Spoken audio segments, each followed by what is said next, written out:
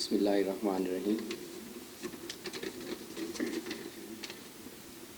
احسان اکبر صاحب کے واپس تشریف لے آنے سے جو بوجھ میرے کندھوں پہ آن پڑا تھا، میں اس سے سبکدوشی محسوس کر رہا ہوں الحمدللہ۔ اور وہ باتیں جو میں زبانی کہنے کے لیے اپنے ذہن میں ترتیب دے رہا تھا، اس سے بھی نجات ہو گئی۔ اب میرا انحصار اسی پہ ہے جو میں لکھ کر لایا تھا۔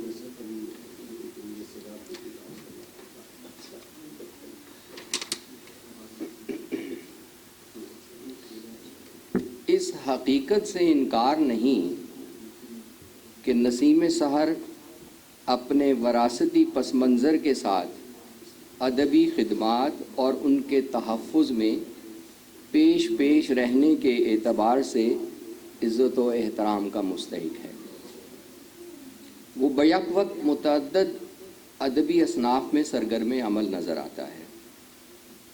اس نے ادبی روایت کو بڑی چابک دستی سے اپنے فن کا حصہ بنایا ہے۔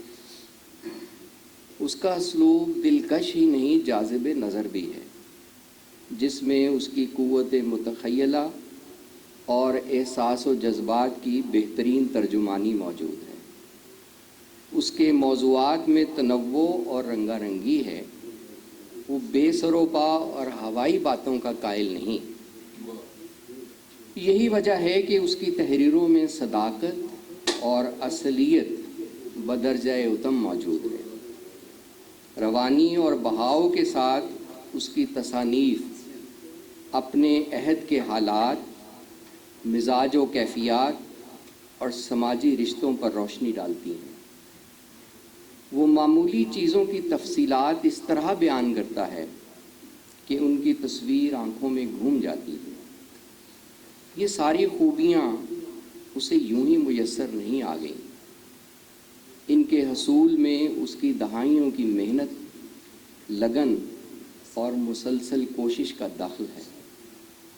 یہی وہ عناصر ہیں جنہوں نے اس کی ادبی اہمیت کو اجاگر کیا اور اسے لگاتار ترقی کی راہ پر گامزن رکھا۔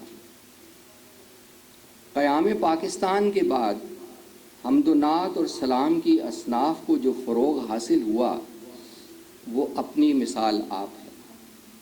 یوں تو بر صغیر میں ان اصناف کی روایت خاصی قدیم ہے، لیکن قیام پاکستان سے قبل یہ روایت ایک عمومی جذبے کے تحت چل رہی تھی، جس میں اقبال ایک استثنائی حیثیت رکھتے ہیں۔ تاہم ایک آزاد اسلامی مملکت کے قیام نے حمد و نعت کی اصناف کو نئے احساس و شعور سے متعارف کرانے اور مجموعہ حمد و نعت کی روز افزوں اشاعت کے ساتھ ان اصناف کے لیے مختص کیے گئے رسائل و جرائد کا اجرا، نیز نعت ریسرچ سینٹر جیسے اداروں کے قیام نے حمد و نعت کی مقبولیت میں بے حد اضافہ کیا ہے۔ ان مساعی کا مثبت نتیجہ یہ نکلا کہ اظہار عقیدت اور حصول ثواب کی حدوں سے آگے نکل کر یہ اصناف ادب میں ایک مستقل اہمیت کی حامل قرار پائیں۔ اس حوصلہ افزا ماحول نے ایک طرف حمد و نعت کو کلیات اور دواوین کے آغاز تک محدود رہنے اور محض سماعت کے دائرے سے نکال کر حمدیہ اور نعتیہ مجموعہ کی بے قرانی عطا کی، اور دوسری طرف ان اصناف کے ادبی قد کاٹ، فکری پھیلاؤ اور لسانی معاملات پر مباحث کی راہ ہموار کی۔ نسیم سحر ادبی حلقوں میں پذیرائی کا مرحلہ طے کر چکا ہے۔ اس کی شاعری، بالخصوص دینی شاعری پڑھ کر قلبی آسودگی اور دلی اطمینان کا احساس ہوتا ہے۔ وہ جہاں شعری اسرار و رموز سے بخوبی واقف ہے، وہاں سعودی عرب میں طویل قیام کے دوران دربار نبوی صلی اللہ علیہ وآلہ وسلم تک آواز کی رسائی میں الفاظ کی نزاکتوں کا خیال رکھنا بھی اچھی طرح جان چکا ہے۔ یہی وجہ ہے کہ اس کی حمد و نعت میں جذبہ بھی ہے، تخلیقی وفور بھی اور قدرت اظہار بھی۔ یہ لوازمات اسے چند روز میں حاصل نہیں ہوئے، بلکہ اس کی پشت پر برس ہا برس کی کاوش کار فرما ہے۔ یوں بھی حمد و نعت کے چراغ اسی کے دل میں روشن ہوتے ہیں جسے یہ چراغ اپنے روغن چشم سے فروزاں رکھنے کی توفیق مل گئی ہو۔ میں سمجھتا ہوں کہ نسیم سحر اس توفیق سے سرفراز ہے۔ بصورت دیگر محور دو جہاں کے گرد تیسرے چکر کی سعادت نصیب ہونا محال تھی، لہٰذا اسی یقین کے پیش نظر میں اسے مقبولیت اور قبولیت کے اعلیٰ درجے پر فائز ہونے کی مبارکباد پیش کرتا ہوں۔ عرفی نے کہا تھا کہ نعت لکھنا تلوار کی دھار پر چلنا ہے۔ گویا وہ یہ کہنا چاہتے تھے کہ ادب و احترام اور تہذیبی لوازم کے ساتھ شعری جمالیات کا لحاظ رکھنا از بس ضروری ہے۔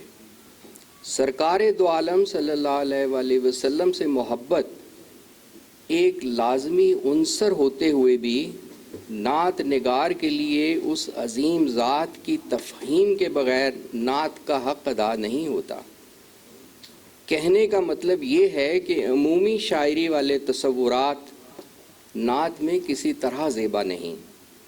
وہ نعت نگار جن کے اشعار میں حضور صلی اللہ علیہ وآلہ وسلم کے ساتھ محبت کے تذکرہ میں برابری یا بے تکلفی کا احساس پایا جاتا ہے، میرے نزدیک ہرگز تعظیم کی کڑی شرائط پر پورا اترنے کے لائق نہیں گردانے جا سکتے۔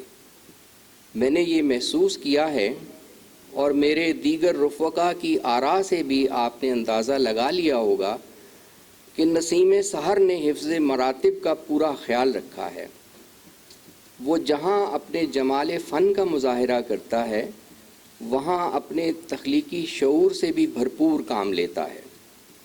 اس اعزاز کے پس منظر میں اس کی دینی وابستگی کے علاوہ ادبیات کے مطالعہ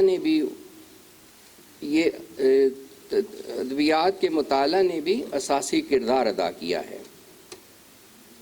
وہ حمد و نعت اور سلام رواجن یا مشاعروں میں شرکت کی غرض سے نہیں لکھتا، نہ ہی انہیں کتاب کے آغاز میں محض روایت نبھانے کے لیے شامل کرتا ہے، بلکہ یہ اصناف اس کی زمین دل میں لگے شجر محبت پر شاخ در شاخ کھلنے والے وہ پھول ہیں جن سے پھوٹنے والی مہک باغ حمد و نعت کو معطر کر رہی ہے۔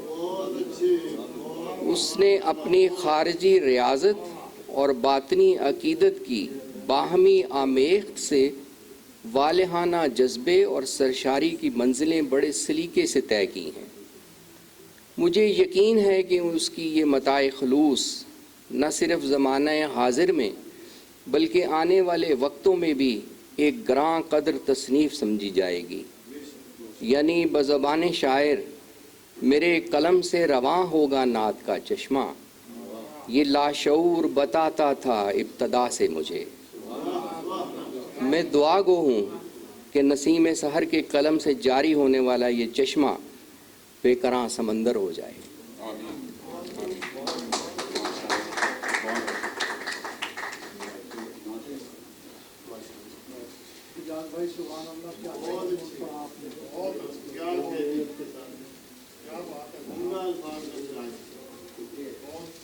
بہت خوب، یہ تھے جناب خابر اعجاز صاحب، اور اب میں صاحب صدر کو بلانے سے پہلے میں صاحب شام جناب نسیم سحر کو دعوت دیتا ہوں کہ آئیں اور اظہار خیال فرمائیں۔